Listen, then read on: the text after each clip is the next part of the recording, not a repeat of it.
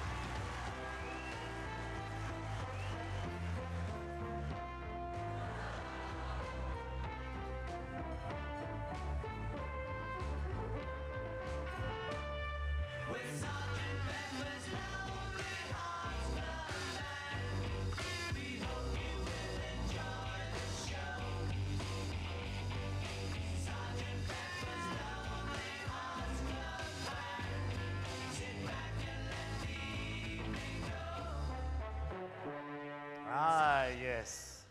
How time flies by. Now, our story begins, like all good stories do, folks, at the beginning. When, in 1966, a group of business managers from Yale University formalized themselves into the Association of Research and Education Administrators. And with one article and a sentence about this group in the Laboratory Management, the secret was out. Some months later, the Society of Research Administrators was tentatively titled.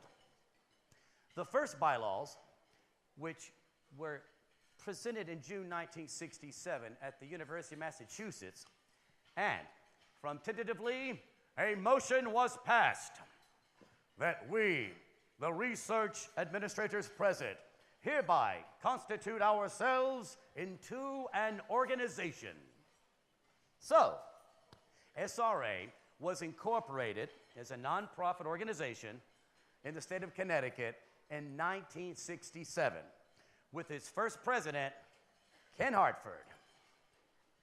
In 1968, the Western section adopted their bylaws, followed by the Northeastern section. And finally, the first newsletter was published in August in Irvine, California. Our second president at this time was Richard Nicholson. Ah, yes. And in 1969, the first issue of the Journal of Research Administration was published. Soon after, the third annual meeting with 200 attendees was held at the University of California at Berkeley, where a national secretariat was proposed. Well, look, we've already made our way to the 70s. Let's take a look at this psychedelic era.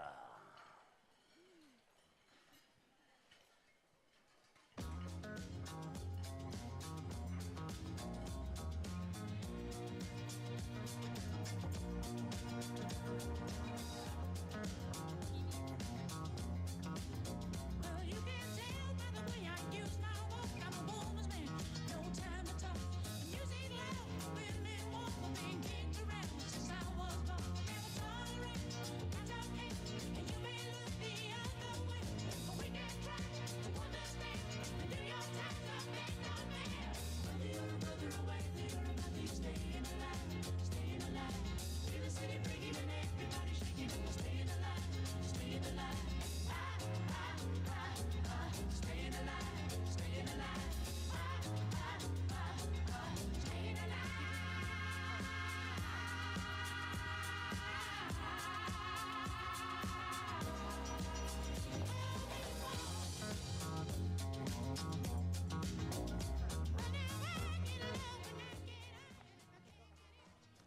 Our first speaker today has an extensive history with the Society. He was a former chairman of the Strategic Planning Committee in 1994-96, a member of the Board of Advisors 90 through 94, served as treasurer 87 through 89, was program chair in 1984, president of the Western Section 82, member and nominations committee 1979, president Southern California Chapter 1979, treasurer of the Southern California Chapter 1979, and membership chairman of the Southern California Chapter 1977. Without further ado, please welcome to the stage, Dan Oshiro.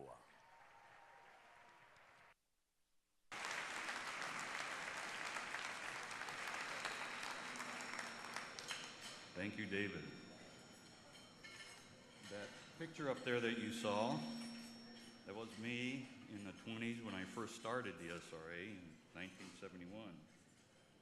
There was a song in the 70s, in 1974, by Barbra Streisand called The Way We Were. And that's how some of us were. I want to give you a flavor of what it was like in the decade of the 70s for the Society. He gave you some of the highlights of the songs and societal events that were occurring. That was the age of disco. But in the Society, we had total membership of the Society was less than 700. At this meeting, we have 1,500, but the total Society membership was in the 700s, and in national meetings, the total attendance was in the 200s.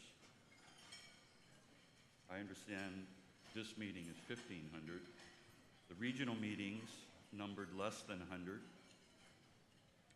And the structure of the national meetings in the fall and the regional meetings in the spring was in place then. And chapters were just emerging. They were beginning to get set up. And in those days, if you can imagine 200 people at a meeting, it was much easier to connect and meet with people than it is today. Now, the demographics of the Society in the 70s, remember that photo at the beginning? I was in my 20s, just out of college, new job, my first annual meeting, felt like a fish out of water. So how many of you remember your first meeting, or how many for you is this your first meeting? Some? Well, the demographics of the Society in those days, in the 70s, was mostly white males with crew cuts, wearing black suits, white shirts, skinny black ties. There were few women, few minorities. And interestingly, there was a lot of industry members in those early days. And a number of Canadian members, but certainly not on an international scale like we see today, where so many countries are represented at this meeting.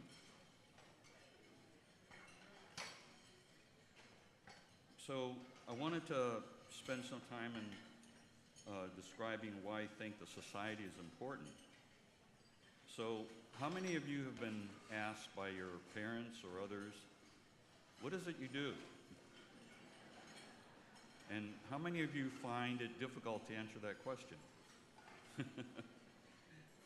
Okay, well, that is the essence of what the Society exists for, I think.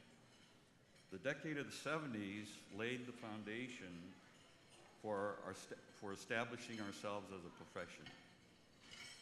And I'm going to provide some examples of that. Profession is defined as jobs with a formalized body of knowledge and qualifications, involves testing and certifying that individuals have mastered that body of knowledge, includes continuing education, and must have an association or society in existence that promotes that profession. I took some time to review the journal articles, the SRA journal, as well as the topics of the annual meetings in the decade of the 70s. And in that, what you'll find are many, many topics related to defining the profession, documenting the profession, establishing the roles, comparing organizational structures, talking about the interface between scientists and administrators. All of those topics were common. We were studying and defining the profession in that decade. If you Google research administration books, you'll find many books on the subject, and many are written by SRA members. One of the seminal books is The Administration of Sponsored Programs by Ken Beasley, Mike Dingerson, Oliver Hensley, Larry Hess, and John Rodman. All are SRA members, and John, I believe, is here in the audience, actually. Another influential book is University Connected Research Foundations by Ray Daniels, Ralph Martin, Lawrence Eisenberg, Jay Llewellyn, and Ronald Wright. Also, SRA members. There we were documenting the profession. Does anyone know when we were last in San Antonio for the national meeting? It was 1977. The national meeting was held in San Antonio. And the keynote address at that meeting was The Emerging Profession of Research Administration by Dr. Frank Andrews. And if you go right next door and see the exhibit hall, you'll see a booth on certified research administrators, and you'll see a number of booths on university programs on master's degrees in research administration. The SRA and those master's programs are the capstone of making research administration a profession. The decade of the 70s was spent studying research administration, defining it, establishing roles and boundaries, and documenting the profession. I want to thank all those pioneers that contributed in the 70s in that process. So you should now be in a much better position to answer that question. What is it you do? Finally, and most importantly, that scared and intimidated young man that you saw in that photo was quickly embraced by the members of the society and welcomed. I urge you all to take advantage of the time to connect with your SRA colleagues. That investment will pay you dividends multiple times in return, both professionally and personally. I count many of the SRA members as many of my lifelong friends. I am fortunate and blessed to have fallen into this profession, probably as many of you have, and I urge you, all of you, not to miss the opportunity of meeting the best people in the world. Thank you.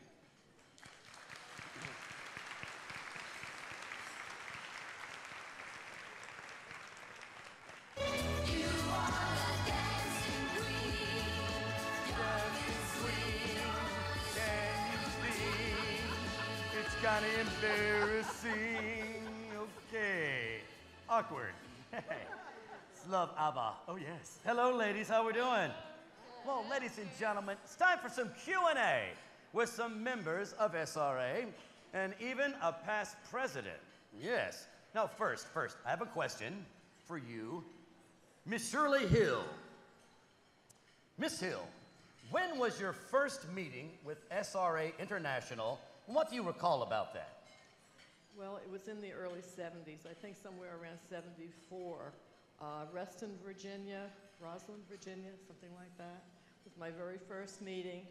I came along with a couple of other people from Penn, and they introduced me to Alan Morrison, who I remember well. He was a good friend at the time, and introduced me around. And one thing they told me especially to do is when you go to an SRA meeting, go out and meet the people that are there that you don't know. Don't sit with everybody you know all the time. Sounds good. Good advice, everybody. How about that? Indeed. Thank you, ma'am. Yes, she's spoken before. And now we're going to move on to our next question. Now, my next question is for Miss Sandra Nordahl. Ex-President 2012-2014. My question is this, Sandra. Do you remember the first person you met at an SRA international meeting? First person you met. Actually, I do, and she's sitting right here. It's Kathleen Hogue Gonzalez, and we were fortunate enough to meet each other across the street from the Hotel Del because we couldn't afford to stay at the Del in 1983. So I've known Kathleen the whole time, and we've always kept in touch, and she's a lovely person, and we've traveled together internationally, and she's always been a really great resource for me. There it is, a lasting friendship, all established here at SRA. That's outstanding. And now we've come to you, ma'am. I know you're ready for this. We have one more. My final question, don't turn that light out yet. Now, this is for a member, Rebecca Claycamp. Rebecca, here's your question. Here's your question. What is your favorite part of an SRA international meeting? It's got to be about the network and the connections. Over the years, I always meet new people, and as Dan was saying, you make lifelong friends, both professionally and personally. And it's the reason I'm at the NIH. It wouldn't be without the connections that I had at SRA that got me to the NIH. So it's all about the connections. Well done, ladies. Give them a hand, everybody. That's right. Relationship established, still continuing to this very day. And that's what it's all about at SRA. I guess now we've made our way, folks, to the wild and crazy 80s. Let's see what's going on in the land of Madonna.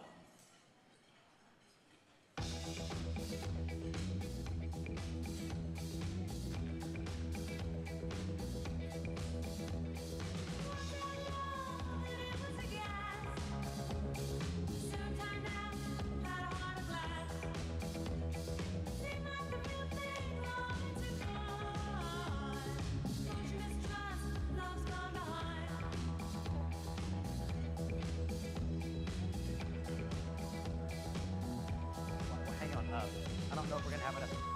I have to do an intro. I think I've got a voice of God intro, right? I have a voice of God. Right?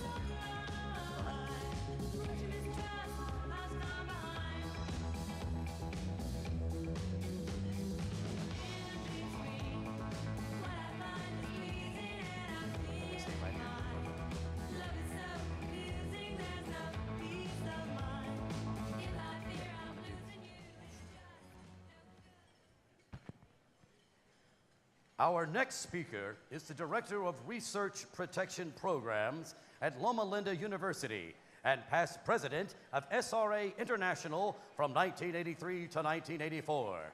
With over 40 years of experience, she is here to remind us what the 80s were like as a member of SRA International.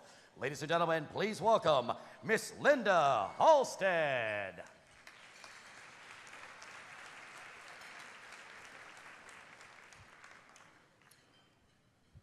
First, I'd like to take you back for just a moment to 1975. About that time, NIH told our institution, Loma Linda University, we're not going to be sending our NIH packages, our grant proposal packages, to the individual investigators. Do you remember those packages? Anybody? Great big old fat things? Yeah. So they wanted one address. So that was the job description, one address. Bring in those proposal applications and send them back out to the investigators. So I didn't apply. I was invited to do this. My qualifications? Well, I was pretty good at writing and editing, but here's the main qualification, and that is I was the daughter of a researcher. And this researcher happened to be very good at getting grants and proposal writing. So I think they figured it was genetic. So I have to say they sneaked in IRB and IACUC later. Things, and then you write your own job description. That's the fun part. Okay, so I'd been in the job just a couple of months, when I get a flyer in the mail that says, you know, meetings, Society of Research Administrators, I'd never heard of SRA. I hadn't even heard of research administration. I didn't know that that's what I was doing. So, but I looked at the program. It had topics like how to submit, you know, successful proposals. There were going to be speakers from NIH, NSF, DOD, National Endowments, and management and leadership. So it's like, okay, sign me up, sounds good. Now I just want to let you know that I'm from Loma Linda University. Is a very strong healthcare institution, very strong in education and training, modest in research at that time. But this researcher father of mine had implanted, probably again genetically, it's not what you know, it's who you know. So I figured when I go to these meetings, I better get acquainted with some people. So I'm off to Las Vegas. One of the little songs that we might have been singing at Loma Linda was, I don't smoke and I don't chew and I don't go with boys who do. And the second verse might have been something like, and I don't gamble and I don't drink, but I'm off to Las Vegas. So this idea of get to know people, go to the reception. So I go to the evening reception. In those days, it was a closed door. I just picture this. I open the door, and here's a room full of smoke, a lot of men, people lined up for food and drink. And I was about ready to turn tail and go, I can't do this. And followed by the name of Jim, I'm sorry, I don't know his last name. It was like an angel appeared. And he came, introduced himself. If you know Dan Oshiro, is that kind of a person. Somebody who likes people. He reached out, he said, you know, where are you from, so on. You should meet. And the next thing I know, he was dragging me from person to person. And I was meeting all these really marvelous people. Yeah, so that was the beginning of what I call my Alice in Wonderland experience. This was the 7th annual meeting of SRA. And one of the things I do remember about the meeting otherwise is it was the transition of leadership from Lorraine Lasker, first female SRA president, to Dave Tanham. And little did I realize that I would become the second female president of SRA. Okay.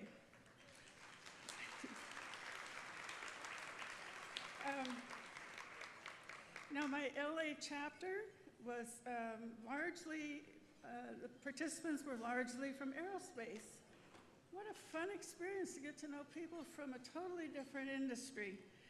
And we got a lot of exercises in management skills and leadership.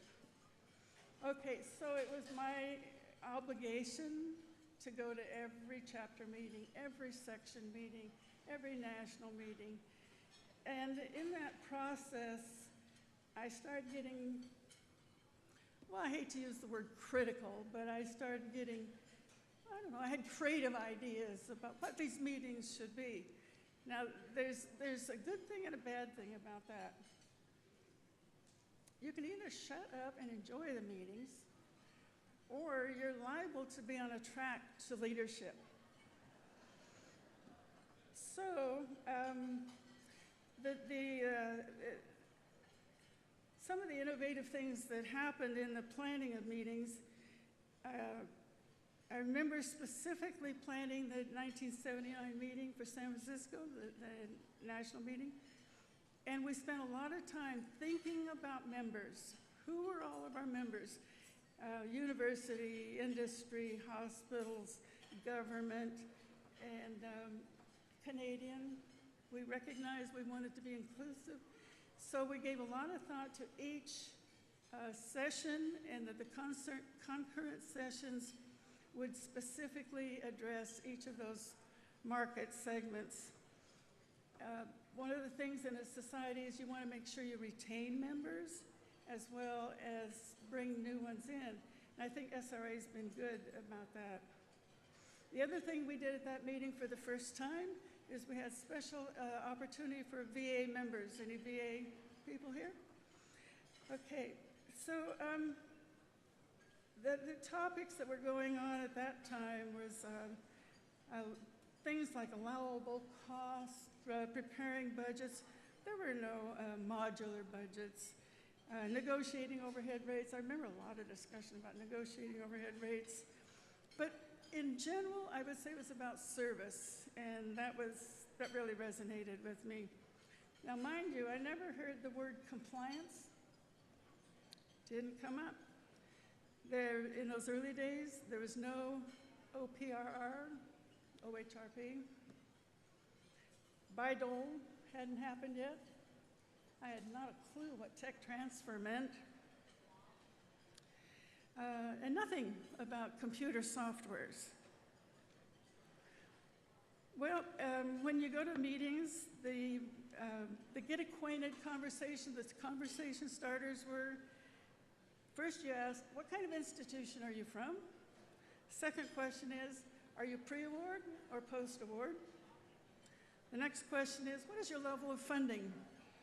And for me, the last question always was, where the heck is Loma Linda? Southern California, by the way. Okay, so challenges of SRA leadership in the early 80s. Keep in mind that we are transitioning from, on the national political scene, we're transitioning from the peanut farmer, Jimmy Carter, to the Hollywood actor, Ronald Reagan.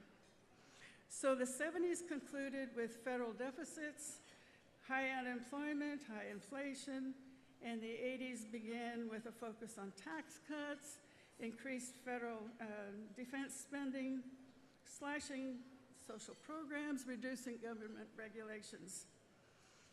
What was SRA focused on in that kind of an environment? Hold steady. Finances, keep our members, member retention. How did I become president? Once again, I have not a clue. I didn't run for the office. It was, grab them by the collar and say, you will serve. I thought, how bad can it be? The issues of leadership during my administration were, well, I must say they wanted continuity. As you can imagine in that environment, continuity. So that was when they had a 3-term position. You would serve as past president, president-elect, president, and past president. Finances were an issue, you can well imagine. So we had discussions, and retaining members, especially thinking about our Canadian partners, our industry partners. So when we looked at finances, we were concerned about dues. We had a long discussion about the psychological effect of having dues go over $100. And I don't know why we didn't consider just going with $99.99. We also cut back on the open bar.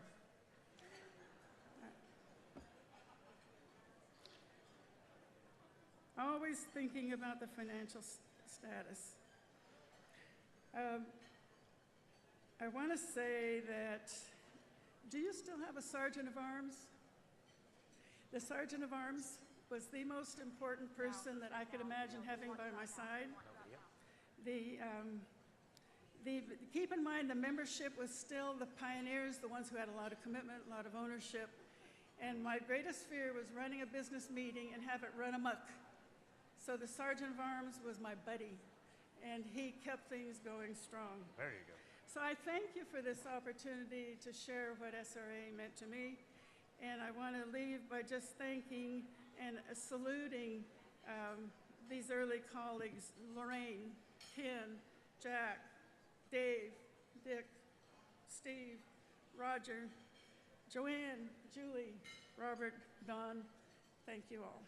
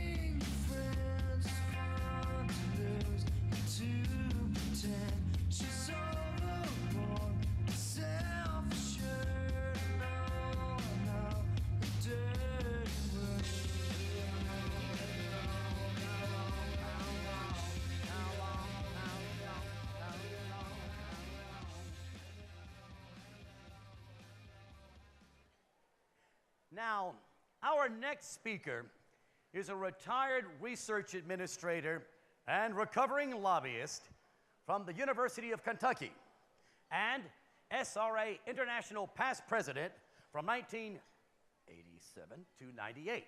So, Bill here has been an inspiration, I want you to know, an inspiration for research, management, and administration across the world.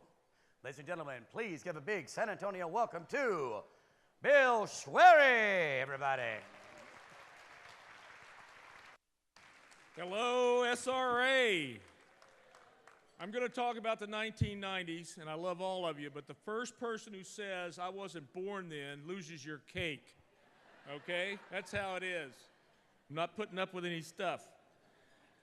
SRA in the early 1990s was characterized by slow, steady growth. As the society grew, so did our budget. We were up around $1 million by the middle of the 90s, big money for us. There were concerns from leadership that we might have a liability sitting out there in the event that we had some sort of catastrophic failure at an annual meeting, we might go under. You know, I'm talking about something like a hurricane at a national meeting, something like that. Of course, we did have the hurricane incident at Pat O'Brien's that John Rodman caused that. That's right. I remember that. Paul Wagaman and I were asked by President Claudette Beyer to help fix the problem at the 25th annual meeting. We were asked by Claudette to put on a great meeting, super speakers. We were asked to add a substantial contribution to the coffers, and we were asked to attract a lot of new members. Well, Paul Wagaman said, hey, no problem. We're at Disneyland. We'll have lots of new members. And we did. We had almost 1,000 of our best friends show up to celebrate with us in Orlando for the 25th meeting. We had a great annual meeting. Of course, Paul and I put in a lot of hard work and time, banging away on the plan. And we were 500 feet from Pleasure Island. Did I mention that earlier? 7 bars, unique music, all different. Paul and I decided we better go over there and do some reconnaissance just in case. Quality control, hands-on. So we marched over there early one evening, came back very, very late. You can't imagine how far 500 feet is really, really late after hitting 7 bars. We were trying to get back, you know, without an incident, embarrassing ourselves or the society. We were doing really well. We got right up to the back door, and as Paul reached to open the back door, he stepped on my hand and I screamed. Oh well, anything to produce a good meeting, right? The society increased its strategic reserve throughout the next 8 years in the 90s. While the annual meeting continued to grow and prosper, we also moved in new directions, especially in the late 90s. 3 things characterized those late 90 years. First, increased collaboration with our federal agencies in D.C. We also increased mentoring and partnerships as an expansion of our foundation for professional development and education. And we increased interaction with our colleagues and other research managers in the UK, Europe, the Caribbean, and China. It was serendipitous, I think, that SRA had a series of presidents who had the requisite capabilities to make all of this happen. Don Clark preceded me as president in 1996, and he was a GMO at the National Institutes of Health. And I was followed by President Lynn Chronister in 1998. We all had extensive networks in Washington, D.C. with the federal government, and we had a shared vision of how SRA could move forward by collaborating with our friends in D.C. Let me offer a couple of examples of what SRA accomplished over that time. We developed a collaboration with Paul Gaffney, the Admiral at ONR, we actually co-hosted with him the first national seminar on ONR funding in 30 years. We partnered with the National Institute for Child Health and Human Development to initiate a mentorship program for the extramural associates who were being trained at NIH at that time. Our contacts allowed us to launch the first executive retreat for senior research managers at Park City, Utah. Fishing had something to do with that, by the way. We sponsored 2 study tours of U.S. funding agencies and universities for our colleagues in the UK and Europe in collaboration with Richard Tomlinson from Newcastle. We partnered with the NIH Fogarty Center and ONR to provide training in how to access U.S. funding as a foreign investigator. And we put that show on in Australia, Ireland, and even sunny Bristol in the UK. We engaged with the Federal Demonstration Project to develop electronic research management systems. All these efforts were really hugely successful and allowed SRA to develop a much stronger national and even an international persona. That led to international being added to the SRA name in 1998. In 1999, Lynn Chronister and Elliot Kulikowski initiated a discussion of how the various research management societies around the globe might coordinate their efforts and work together to identify and teach best international practices. These efforts have continued to the present and are still providing excellent professional education opportunities, not only to our members, but to our collaborators. As the 1990s came to close, we were fortunate to have Elliot Kulikowski as our president in 2000. He continued to grow the initiatives from the 90s, and he provided the leadership necessary for SRA to transition into the new 21st century. Thank you.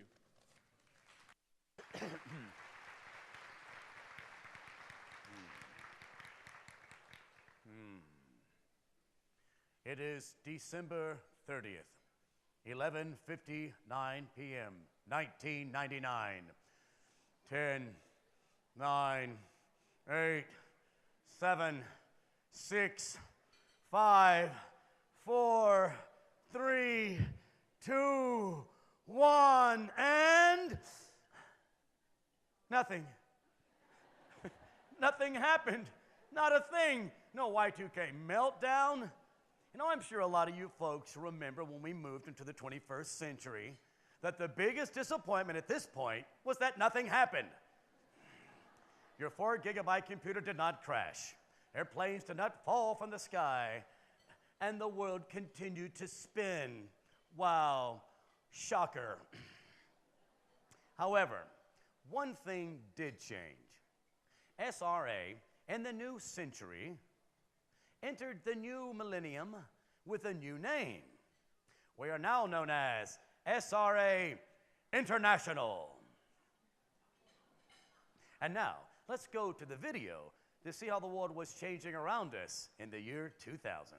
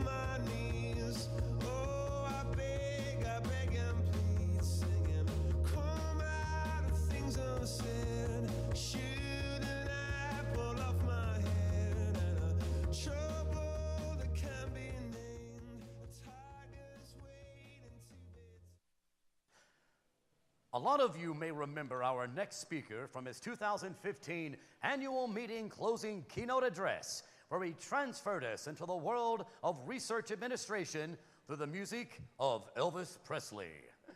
He is currently the research facilitator at Liverpool Hope University and has traveled all the way from Liverpool, UK to be with us here today. Let's please give it up for Mr. Colin Cooper.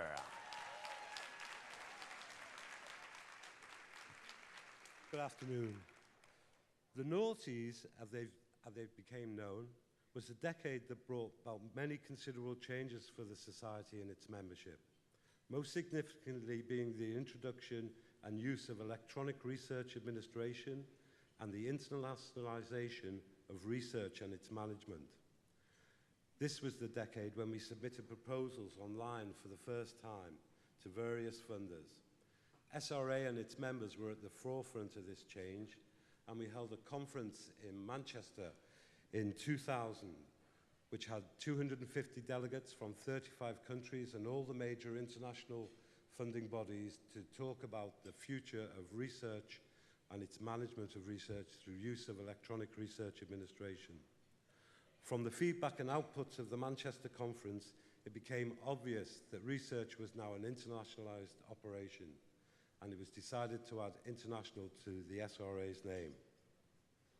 At the same time, we saw the establishment of new research management societies across the world, many of whom will be represented here today.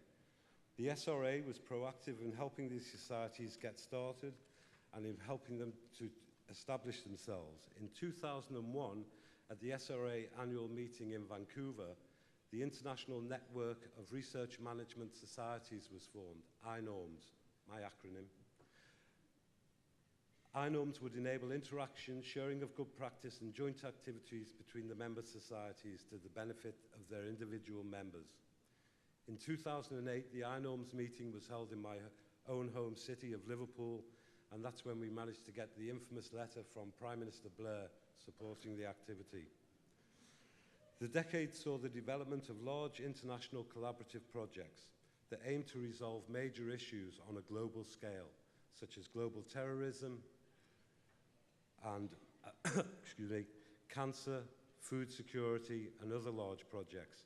We saw our faculty involved in groundbreaking collaborative projects, such as the Human Genome Project and the International Space Station. Electronic administration meant that we could manage these large international projects. And as we as administrators had to adapt to a changing environment where email and mobile communication became the norm, where we lost our 5.5-inch floppies and moved to a USB hard drive. For the first time, I think we found sponsors truly valuing the management and administration of the non-scientific aspects of these huge international projects.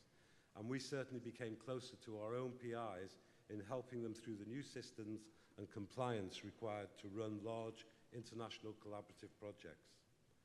The SRA grew in terms of membership and its outreach.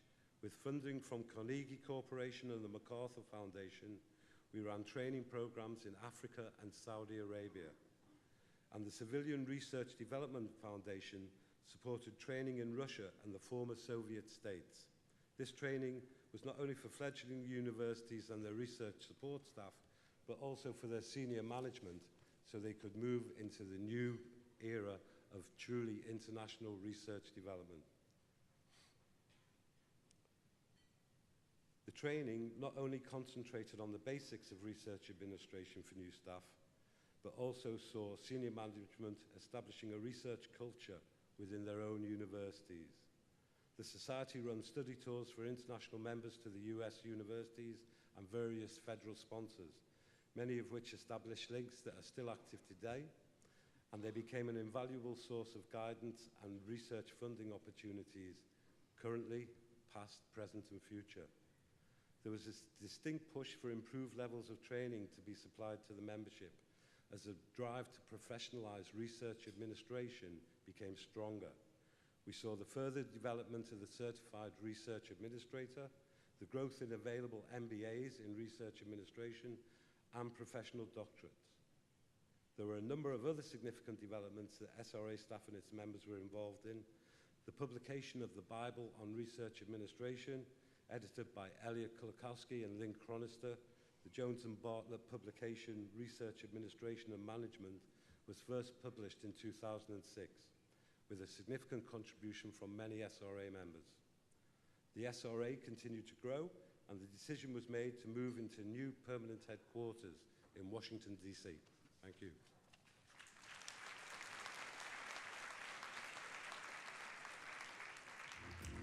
Might seem crazy what I'm about to say. Sunshine, she's here, you can take a break. I'm a hot air balloon that could go to space.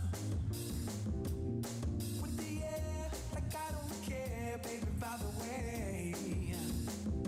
Because I'm happy. Clap along if you feel like a room without a roof. Because I'm happy. Clap along if you feel like happiness is the truth. Because I'm happy. Clap along if you know what happiness is to you. Because I'm happy. Clap along if you feel like that's what you want to do.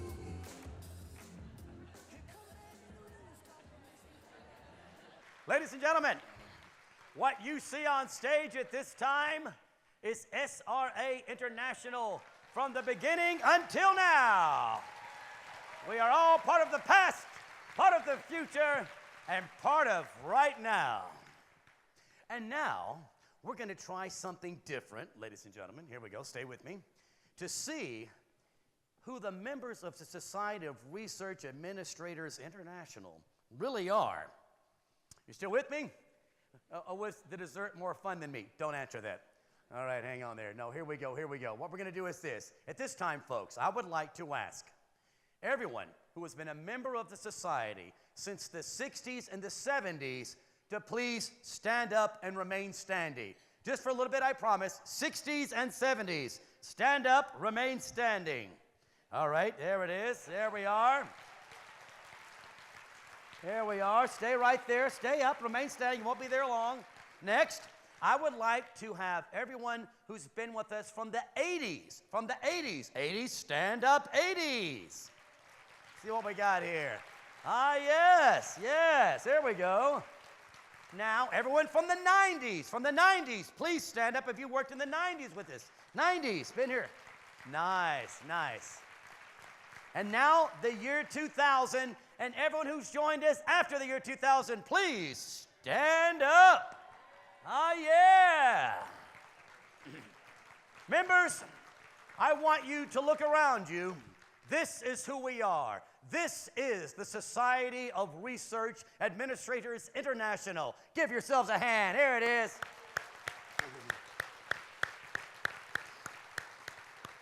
Ha ha. Well, there it is. Ladies and gentlemen, I'd like to thank you again for coming out to our 50th anniversary luncheon. And we hope you enjoy the rest of your stay here in the beautiful Alamo City. I'm David Bourne. Have a great day, everybody. So long. Long live SRA!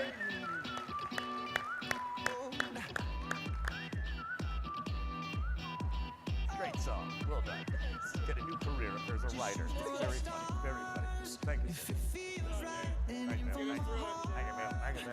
Thank you. Let's get a photo up here. Let's get a group photo. Group photo. Group photo. Group photo. Send them in here. Let's put the press down center here. I'll be off on the end here. Here we go. You guys down here. Here we go.